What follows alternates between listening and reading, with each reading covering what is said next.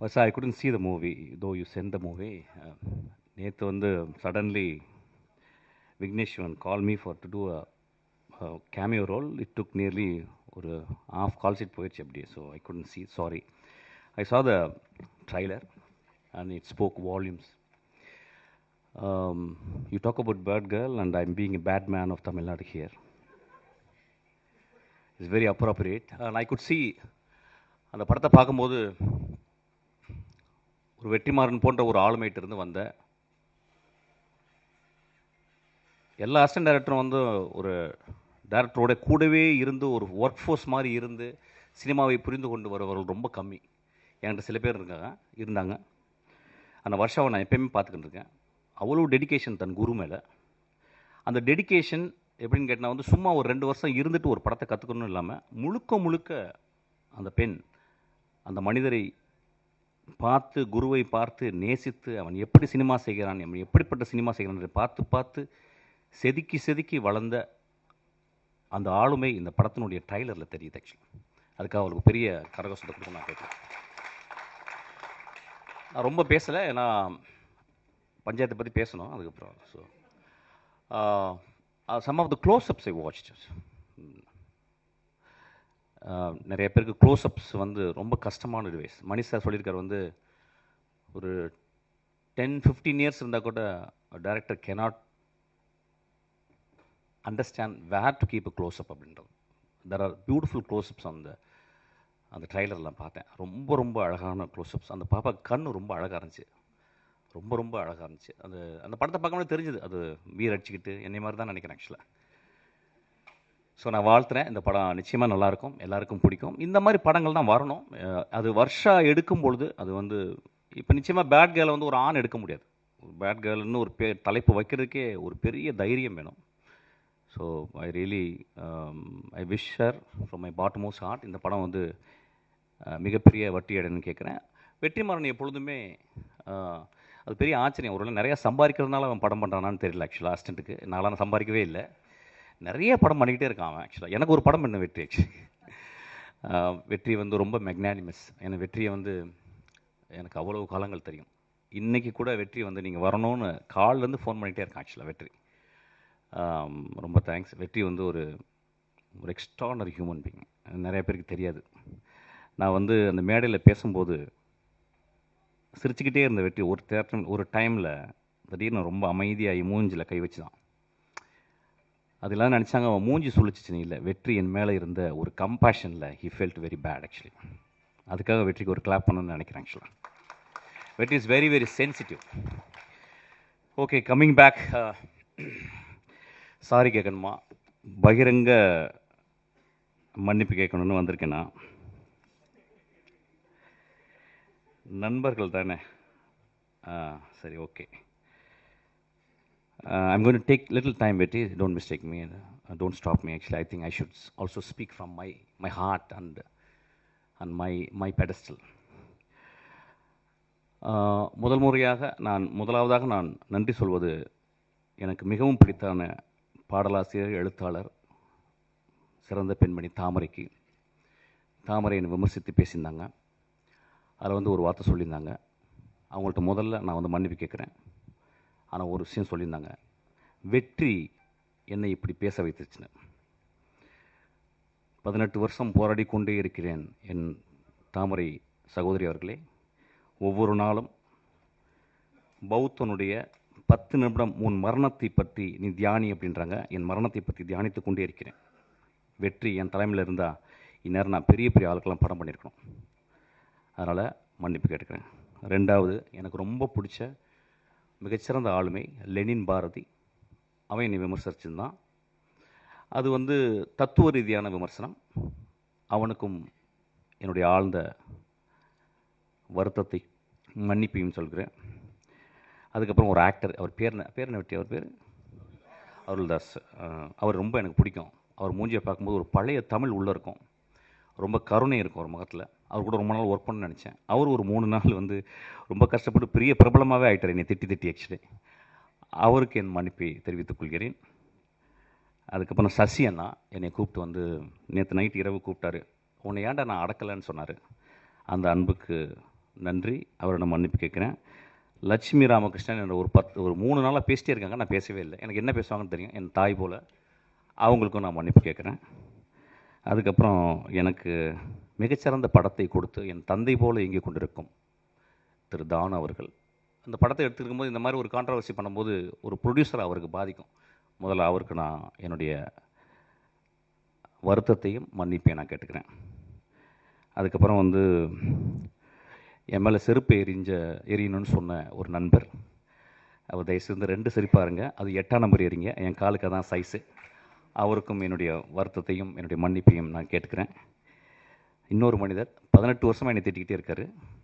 இன்னும் நான் 10 வருஷம் படம் போனால் இன்னும் திட்டுவார். அவருக்கும் என்னை மன்னிப்பை நான் கேட்டுக்கிறேன். இப்போ நான் பேசலாமா? ஓகே.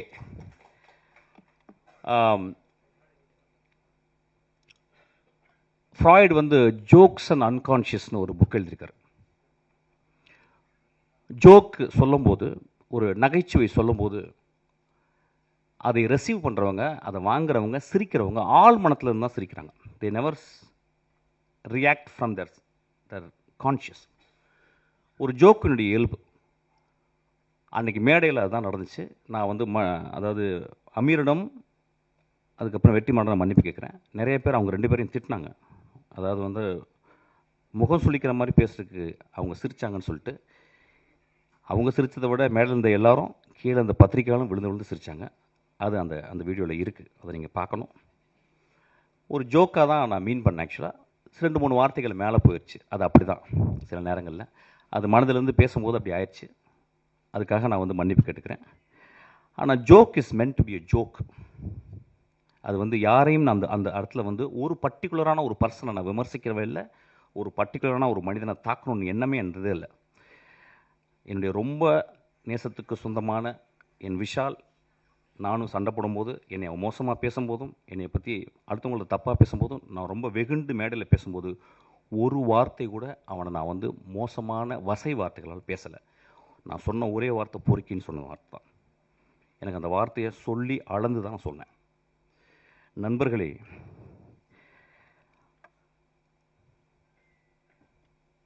மேடையில் சொன்னாங்க, என்ன சொன்னாங்கன்னா, ஒரு மேடையில் பேசுறதுக்கு நாகரிகம் வேணும்னு சொன்னாங்க. நண்பர்களே, ஒரு மேடையில், அது என்ன மேடைன்னு எனக்கு தெரியல, ஒரு அரசியல் மேடை அல்லது இது கூத்து செய்யும் கலைஞர்களுடைய மேடை. இது அந்த கூத்து கலைஞர்கள் கிராமங்களில் போனீங்கன்னா, வள்ளி திருமணம், நிறைய நாடகங்களில் பார்த்தீங்கன்னா, அந்த நாடகத்தில் ஒரு 12 மணிக்கு ஒரு பப்பனும் ஒரு டான்ஸ்காரியும் பேசுவாங்க. அது தமிழகம் முழுதும் தெரியும். அது ரொம்ப நாக்கூசுற வார்த்தைகள் பேசுவாங்க. அது ஏன்னா அது ஒரு மக்களுக்கு அது ஒரு விதமான ஒரு வெளிப்பாடு, அது ஒரு விதமான நகைச்சுவை. அந்த நகைச்சுவையின் அடிப்படையில் தான் அன்றைக்கி நான் பேசினேன். ஆக்சுவலாக யாரையும் புண்படுத்தணும்னு பேசவே இல்லை. ஏன்னா ஒரு படத்தினுடைய விழாக்கு வந்திருக்கேன். அந்த படத்தை பற்றி நான் பேசணும். அந்த படம் என் ஆன்மாவுக்குள்ளே சென்றுச்சு. அந்த படம் பெருசாக ஓடிச்சுன்னா கூட எனக்கு தெரியல. இப்போ அந்த படத்தினுடைய நடிகர்கள், அந்த படத்தினுடைய இயக்குனர், அந்த படத்தை தயாரித்தவர்கள் அவ்வளோ அழகான விஷயம் பண்ணியிருக்காங்க. அதை பேசணும்னு நினச்சேன். அதை பேசுகிறதுக்கு இந்த படம் நல்லா இருக்குது, இந்த படம் இப்படி இருந்தால் நல்லாயிருக்கும்னு நான் பேசலை. என் மனதில் ஆழத்திலேருந்து தான் பேசினேன். அது பேசுனது உங்களுக்கு பாதிச்சிருக்கு. நான் கேட்குறேன், திருக்குறளில் காமத்துப்பால் இல்லையா? பெருமாள் முருகன் எழுதின சங்கத்தில் எத்தனை தடவை அல்குல் என்ற வார்த்தையில் உபயோகித்திருக்காங்கன்னு சொல்லி அவருடைய கட்டுரையில் இருக்கு. இப்படி நான் சொல்லிக்கிட்டே போகலாம். ரொம்ப நாளைக்கு முந்தி ஒரு படம் வந்துச்சு. அந்த படத்தின் பேர் இருட்டறைக்குள் முரட்டு குத்துக்கள். நெஞ்ச தொட்டு சொல்லுவோம்.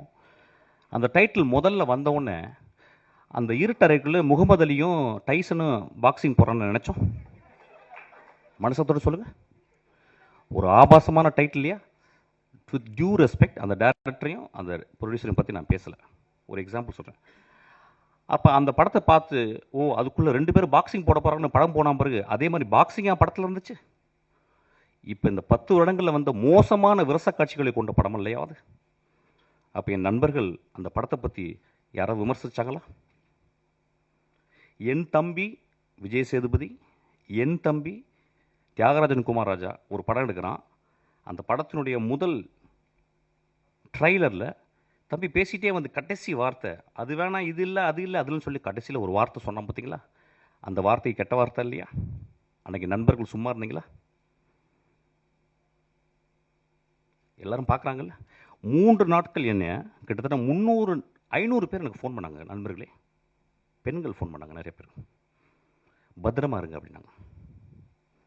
ஐயா, என்னை பற்றி நீங்கள் சொல்லணும்னா என்னுடைய படங்களை பார்த்து சொல்லணும். என்னை பற்றி சொல்லணும்னா வெற்றிமாறன் இன்னைக்கு அழைச்சிருக்கான்ல, அவன்கிட்ட கேளுங்க. என்னை பற்றி உங்களுக்கு தெரியும்னா என் தந்தை போல் ஒருத்தர் உட்காந்துருக்கார் பாருங்க, அவர்கிட்ட கேளுங்க. நீங்கள் நேராக வந்து என்கிட்ட ஃபோன் பண்ணி திட்டலாம், பேசலாம். எவ்வளவு 3 நாட்கள் எல்லா தொலைக்காட்சியில் நான் தான் இருந்தேன். என் படங்கள் நல்ல படங்கள் இல்லையா? என் படங்களில் சமூக கருத்து சொல்லலையா? என் படங்கள் பேரன்பு இல்லையா? நான் வந்து உடனே ஒரு பெரிய ஒரு ஆக்டர்கிட்ட போய் கதை சொல்லி நான் பெருசாக வின் பண்ண நினைக்கலையா? நான் கமல் சார்கிட்ட போயிட்டு திரும்பி வந்துட்டேன். ரஜினி சாருக்கு எனக்கு சொல்ல வாய்ப்பு கிடைச்சிது, நான் சொல்லாமல் வந்துட்டேன். படங்களை நேசிப்பவன் இல்லையா? படங்களையும் மனிதர்களையும் மனித இனங்களையும் பிராணிகளையும் இயற்கையும் நேசிப்பவன் ஐயா நான். எனக்கு நீங்கள் சொல்கிறீங்க வந்து ஆபாசமாக எடுக்கிறேன்னு சொல்லிட்டு. பிசாசு 2ல் என் குழந்தை ஆண்ட்ரியா அவட்ட கதை சொன்னேன். அதில் ஒரு தாய்க்குள்ள பேய். அப்போ சொன்னேன், அந்த பேய் நிறைய விரசமாக இருக்கிறா, அதுக்கு வந்து நிறையா நிர்வாண காட்சிகள் தேவைம்மா, நடிக்க முடியுமான்னு கேட்டேன். அவர் அந்த கதையை கேட்டு சொன்னான், நடிக்கிறேன் ஐயான்னா. நான் என்ன பண்ணேன், அதுக்கு ஒரு ஃபோட்டோ ஷூட் பண்ணேன். அந்த ஃபோட்டோ ஷூட்டு ஒரு பெண்ணால் எடுக்கப்பட்ட ஒரு ஃபோட்டோ ஷூட்டு ரெடி ஆயிடுச்சு. என்னுடைய அசிஸ்டன்ட் டைரக்டர் ஈஸ்வரி அனுப்புகிறேன், நானும் உள்ளே இருக்கேன். அவள் அந்த பெண் அந்த அந்த அந்த அந்த மிகச்சிறந்த ஆக்ட்ரஸ், அவள் மிகச்சிறந்த ஆளுமை. அவள் என்ன பண்ணா, என் நம்பிக்கையில், என் கதை மேலே இந்த நம்பிக்கையில் அவள் அந்த ரூமில் போயிட்டு அவள் நிர்வாணமாக வெளியே வர வேண்டியது. நான் அவள் வீட்டு வெளியே போயிட்டு சிகரெட் பிடிச்சிட்டு நான் அப்படியே ஆஃபீஸ்க்கு வந்துட்டேன். அவள் ஃபோன் பண்ண, எங்கே சார் இருக்கீங்க கேட்டான். நான் சொன்னேன், அம்மா, உன் நிர்வாணத்தை நான் காட்டி என் படத்தில் நான் காட்டி என் படம் ஓஹோன்னு பெரிய பேர் வாங்கலாம், நான் ஒரு பெரிய பெட்ரோ ஆல்பர்டர் மாதிரி நான் ஒரு பெரிய பேர் வாங்கிடலாமா? ஆனால் உன்னுடைய நிர்வாணத்தை காட்டி நான் என் படத்தில் காட்டினேன்னா, போஸ்டரில் காட்டினேன்னா, அதை பார்க்கும் இளைஞர் நான் பார்த்த பார்வை மாதிரி ஒரு இலக்கியமாக அந்த திரைப்படத்தை பார்ப்பாங்களா? விரசமதமாக பார்ப்பாங்க. அந்த காட்சி வேணான்னு சொல்லிட்டு வந்தீங்க. அந்த காட்சி நான் ஒரு ஃபோட்டோ எடுத்தாந்து நான் போஸ்டரில் போட்டிருந்தா இந்நேரம் அந்த படம் ரிலீஸ் ஆகிருக்கும். 2 வருடம் அந்த படம் வந்து கேனில் இருக்குது. அந்த படத்தை பார்த்த ஒரு மனுஷன் வெற்றிமாறன் உட்காந்துருக்கான். அதை பார்த்துட்டு சாயங்காலம் எனக்கு ஒரு மெசேஜ் பண்ணால், இந்த இரவு முழுதும் என்னால் பேச முடியாது, நான் காலையில் போன்றேன் மிஸ்கின் அப்படின்னு சொன்னான். அந்த குழந்தைக்கு, அந்த ஆண்ட்ரியா, ஒரு மிகப்பெரிய அவார்டு, இன்டர்நேஷ்னல் லெவலில் அவளுக்கு ரெக்கக்னிஷன் கிடச்சிருக்கும். அந்த படம் ஓடாமல் இருக்குது. நான் சினிமாவை நேசிப்பவன் இல்லையா? சினிமாவையும் சினிமா மேடையும் சினிமா மனிதர்களையும் நேசித்து கொண்டே இருக்கிறேன். எனக்கு அதை தவிர வேறு வேலையே கிடையாது. நான் ஓனாய் ஆட்டுக்குட்டி பண்ணேன். அது முதல் நாள் ரிலீஸ் ஆக விடலை, உங்களுக்கு தெரியாது. அன்றைக்கி மறுநாள் நைட்டு ரிலீஸ் ஆச்சு. 10 நாளுக்கு அப்புறம் அதை டிவி ரைட்ஸ் வாங்க வந்தாங்க. அப்போ எனக்கு நெருக்கமான மனிதன், ஒரு பெரிய இயக்குனர், என்னை கூப்பிட்டு போய் உனக்கு நிறைய காசு வாங்கி தரேன்டான்னு கூப்பிட்டு போனார். ஒரு பெரிய ரூமுக்குள்ளே போனான் ஐயா. அவன் என் நண்பன். அவன் 20 பேர் இருந்தாங்க அந்த ரூமுக்குள்ளே. 75 லட்சம் ரூபாய்க்கு நீ டிவி ரைட்ஸ் கொடுத்தா கொடு அப்படின்னாங்க. நான் சொன்னேன், ஐயா, நான் ரொம்ப கஷ்டப்பட்டு எடுத்துருக்கேன், இந்த படம் நல்ல படம், ஒரு 2 ரூபா கொடுங்க. ஏன்னு கொடுக்க மாட்டேன் சொல்லிகிட்டே இருக்காங்க. அப்போ தான் எனக்கு தெரிஞ்சது, 20 தடியர்களை உள்ளே வைத்து என்னை மிரட்டி என்னை கையெழுத்து போட வச்சாங்க. 75 லட்சம் ரூபா கொடுத்தாங்க. அந்த திரைப்படம் அந்த சேனலில் இது வரைக்கும் 80 வாட்டி ரிலீஸ் ஆயிருக்கு. அந்த செக் எடுத்தாந்து அவங்கள்ட்ட நான் கிழிச்சு போட்டுட்டு சொன்னேன், ஐயா, நான் சென்னைக்கு வரும்போது ஒரு வெள்ளை பேப்பரும் ஒரு பென்சில் தான் எடுத்துகிட்டு வந்தேன். அவ்வளோ வறுமையான குடும்பத்துலேருந்து வந்தவன். நான் கஷ்டப்பட்டு திரும்பி வருவேன். நான் கஷ்டப்பட்டு இந்த மேடையில் நடிக்கிறேன். இன்னும் அதில் 4 பேர் இறந்து போயிட்டாங்க.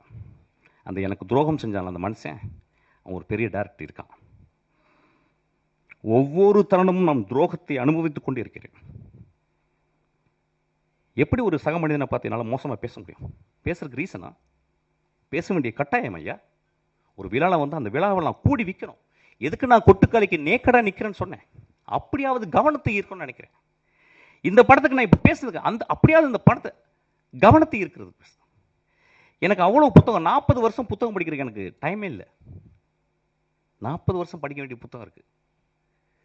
அவ்வளவு மனிதர்கள் நேசிக்க வேண்டியது இருக்குது. அவ்வளோ கண்ட்ரி நான் விசிட் பண்ண வேண்டியது இருக்குது. மன்னிப்பு கேட்டதுக்கு என்றைக்குமே நான் தயங்க மாட்டேங்க.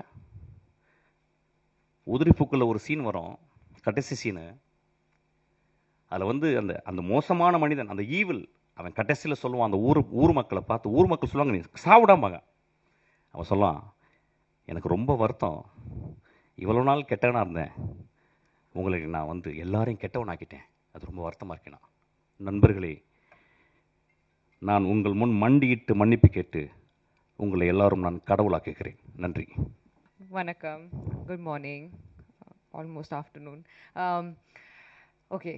In 15 years, first and only time. No, sir. You give me more films, I'll speak in Tamil.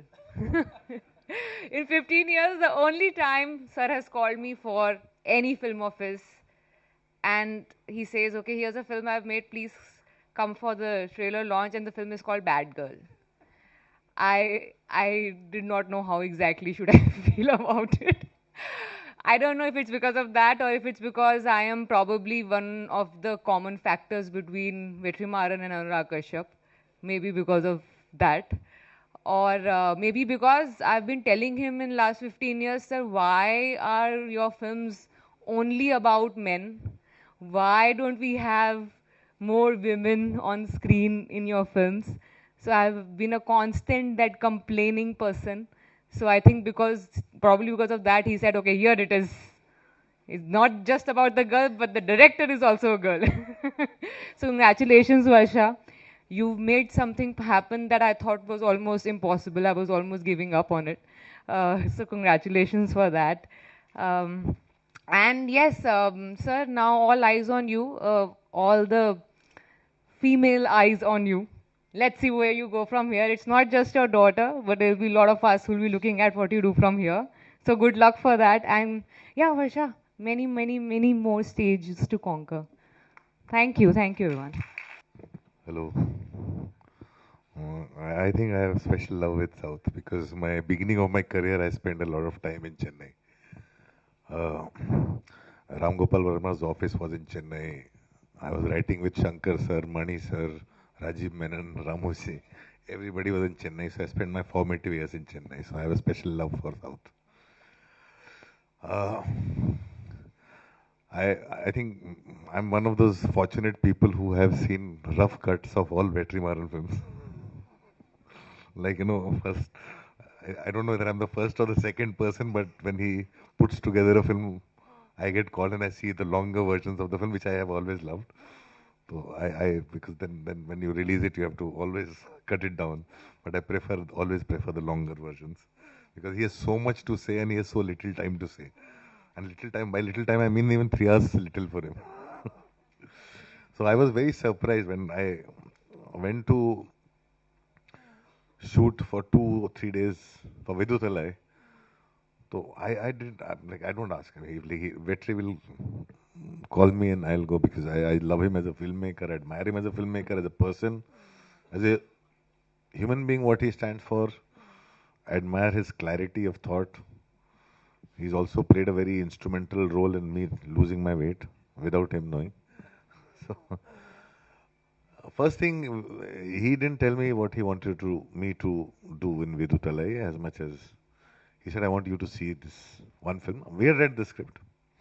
The script was shared before and everything, but I had no clue that it was suddenly being presented. And I saw the first half, I was completely blown, Varsha. And I spoke to her, I was like, what is this? And I was like, I want to finish the second half right now. Then before the shoot started, I said, I'm not getting out till I finish the second part of the film. And definitely a film only Varsha could have made. You know, we see a lot of films. and we feel like, you know, I wish I could have made it. But this film, I don't think any of us could have seen it the way she sees it. Any of us could have made it. It is just her story, her point of view, her perspective, it gives us insight into her world. And that is what is so special about this film. And it is so uniquely hers. So uniquely Varsha's film. And armed with some incredible performances of lots of youngsters, like Anjali is here, Shantipriya, who I was like, remember seeing her in Saugandh and one other Hindi film, which is not, I don't remember the name, but I do. And so many good actors. One is sitting there, he's also very good in the film. And he's also in All We Imagine as Light. So I think every film he touches travels to festivals. So I think there's such, and Amit Trivedi has really surprised. Like, you know, how he has smoothly made Tamil his own language and his own world. And and I heard his voice. He's also sung a song. So which I was like, wow. So there's so many surprises in store, and I genuinely think this film goes to a place where, especially our cinema, when I say our cinema, I include all languages in India, hesitate to go. It's unabashedly the story of the girl. It doesn't hold back. It doesn't hold back any punches. And that's what is so beautiful about the film, because you just smile watching it, and you're like, you know, that insight into so many things that probably we don't have. It just makes you understand your sister better, your daughter better. I like, literally after seeing this film, I probably understood my daughter better.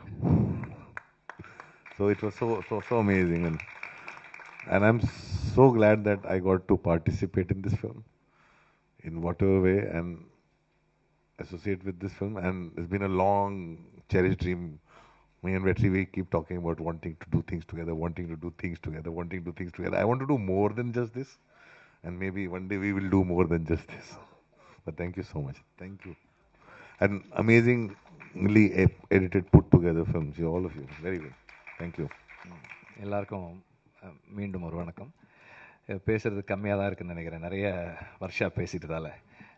இந்த படத்தை பற்றி சொல்லணும்னா, bad girl பற்றி நிறைய, எப்போவுமே என் கூட work பண்ணுறவங்க வந்து ஐடியாஸ் பிச் பண்ணுவாங்க.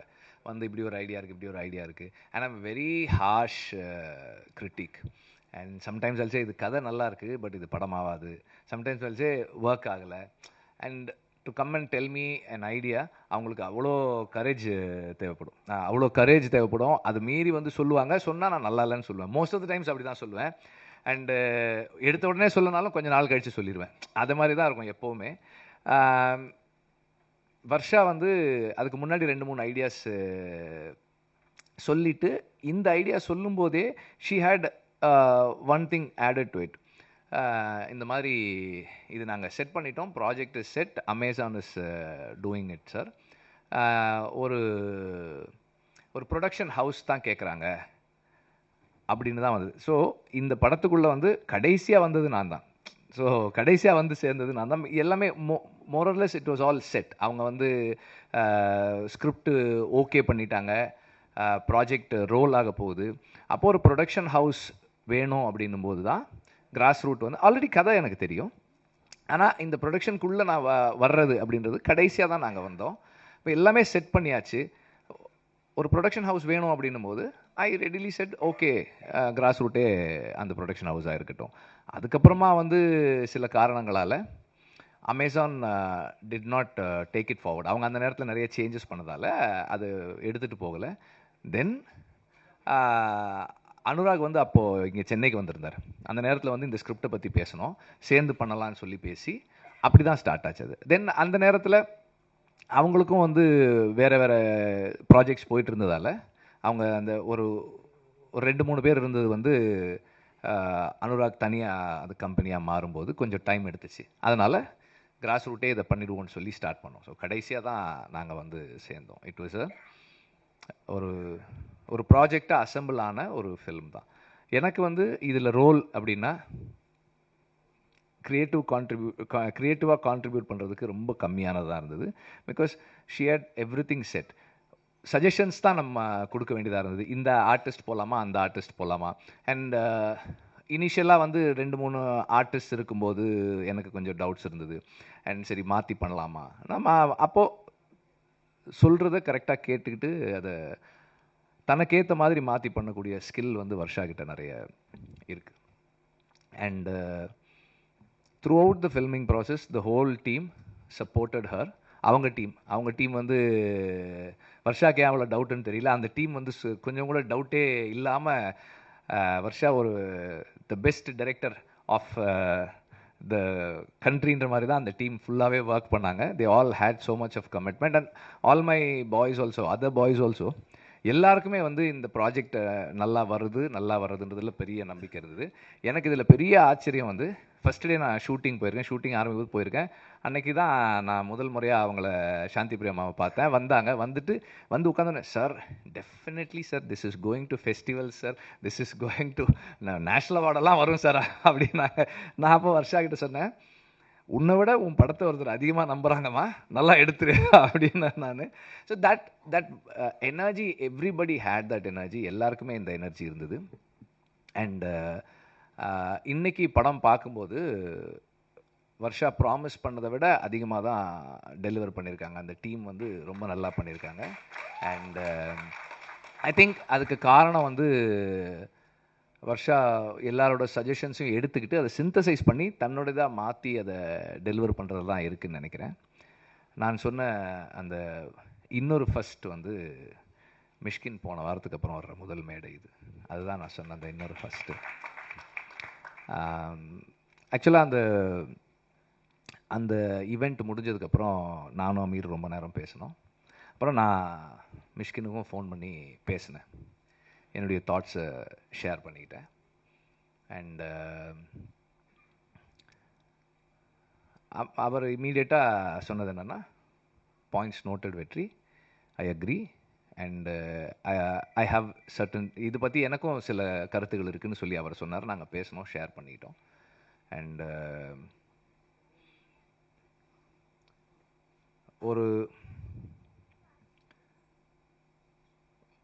ஒரு நிகழ்வு நடக்குது, அது தவறாகும்போது அதை உடனடியாக சரி செய்துக்கிற கரேஜ் மிஷ்கினுக்கு இருக்கிறது வந்து எனக்கு ரொம்ப சந்தோஷமாக இருக்குது. அண்ட் அது வந்து ஒரு அந்த that is a trait that we all should have. மற்றவர்களுடைய மனம் புண்படுதுன்னும் போது அதுக்காக வந்து மன்னிப்பு கோர்றது, பொறுப்பேற்றுக்கிறது ரொம்ப முக்கியமானதாக நான் பார்க்குறேன். Thank you for being here Mysskin. நீங்கள் இங்கே வந்தது வந்து வர்ஷாவுக்கும் வர்ஷாவோட டீமுக்கும் ஒரு பெரிய ஊக்கம். அண்டு இது கிராஸ் ரூட்டுக்கும் ஒரு பெரிய, நீங்கள் வர்றதால ஒரு பெரிய ஈவெண்ட்டாக இருக்குது இது. தேங்க்யூ. அண்ட் தாப்சி வந்து சொன்னாங்க, அதுக்கு அவங்க இப்போ கிளம்பிட்டாங்க, பதில் சொல்ல முடியல. நான் எதுக்காக கூப்பிட்டேன்னா, அவன் எப்போ என்னை பார்த்தாலும் என்ன கேட்பாங்கன்னா, சார் ஏன் சார் வெறும் ஆம்பளைங்களை வச்சு ஏன் படம் எடுக்கிறீங்க, நீங்கள் உங்கள் படத்தில் வந்து ஒரு ஃபீமேல் கேரக்டர் 2 ஃபீமேல் கேரக்டர் தானே இருக்குது, எப்போ தான் நீங்கள் வச்சு எடுப்பீங்க, கேர்ள்ஸோட எப்போ படம் எடுப்பீங்க? நான் வந்து இந்த படம் பண்ணிகிட்டு இருக்கும்போது ஆக்சுவலாக வந்து யூனிட்டில் வந்து அந்த டைமில் வந்து கேர்ள்ஸ் இல்லை. ஆடுகளம் பண்ணும்போது அசிஸ்டன்ட் டைரக்டர்ஸாக வந்து பொண்ணுங்க யாருமே ஒர்க் பண்ணல. அதுக்கப்புறமா வந்து வர்ஷா ஜாயின் பண்ணப்போ ஒரு நாள் தாப்சி வந்திருந்தாங்க ஆஃபீஸ்க்கு. அப்போ நான் வர்ஷாவை கூப்பிட்டேன். வர்ஷா வந்து அங்கே எங்கேயோ வெளியே போயிருந்தாங்க. நான் அப்போ கூப்பிட்டேன், ஆஃபீஸ்க்கு வாங்கம்மான்னேன். வந்த உடனே தாப்சிக்கு இன்ட்ரடியூஸ் பண்ணேன். அதை பார்த்துங்கம்மா, எங்கள் யூனிட்லேயும் வந்து லேடி அசிஸ்டன்ட் டைரக்டர் இருக்காங்க, நீங்கள் பார்த்துக்குங்க அப்படின்னேன். ஸோ அப்போதுலேருந்து Taapsee also new of Varsha. So அப்போ வர்ஷா ஒரு படம் பண்ணியிருக்காங்க, டைட்டில் பேட் கேர்ள், நீங்கள் டீசர் பாருங்கன்னு சொல்லி அவங்களுக்கு கொடுத்தேன். அதை பார்த்துட்டு ஷி இமீடியட்லி செட், சார் உடனே நான் வர்றேன் சார் அப்படின்னாங்க. வந்து இருந்துட்டு போனாங்க. ஸோ அதுக்காக தான் நான் அவங்கள கூப்பிட்டுருந்தேன், வேறு எந்த ரீசனும் கிடையாது. நாங்களும் வந்து இந்த மாதிரி ஒரு படம் எடுக்கிறோம், ப்ரொடியூஸ் பண்ணுறோம், அதை சப்போர்ட் பண்ணுறோம் அப்படின்னு சொல்கிறதுக்காக தான். அண்ட் இந்த படம் ராட்டர்டாம் ஃபெஸ்டிவல் போகிறத பற்றி முன்னாடியே சொல்லியிருந்தேன். இது எனக்கு தனிப்பட்ட முறையில் ஒரு பெரிய சந்தோஷமான ஒரு ஒரு விஷயம். இந்த படம் காம்படிஷனில் போயிருக்கிறது. ஏன்னா இந்த டீமுடைய எஃபர்ட் அண்ட் ஹார்ட் ஒர்க் இதை வந்து இன்டர்நேஷ்னல் ஆடியன்ஸ், இன்டர்நேஷ்னல் ஒரு ஒரு ஒரு ஒரு ஃபில்ம் கம்யூனிட்டி பார்க்குறாங்க அப்படின்றது, இந்த காம்படிட்டிவ் ஆஸ்பெக்ட்லேருந்து பார்க்குறாங்கிறது எனக்கு ரொம்ப சந்தோஷமாக இருக்குது. And Anurag Kashyap is one inspiration, எப்போவுமே ஒரு இன்ஸ்பிரேஷன் அவர். அண்டு இப்போவும் என்ன சொன்னார்னா, நம்ம இன்னும் நிறைய க்ரியேட்டிவாக கொலாபரேட் பண்ணி நம்ம ஒர்க் பண்ணலாம் அப்படின்னு சொல்லியிருக்காரு. அடுத்தடுத்து ஸ்கிரிப்ட்ஸ், டிஸ்கஷன்ஸ் அண்ட் ப்ரொடக்ஷன்ஸ் எல்லாத்துலேயுமே வந்து கொலாபரேட் பண்ணி ஒர்க் பண்ணணுன்னு நான் விரும்புகிறேன் அவரோட. Thank you for that. அண்ட்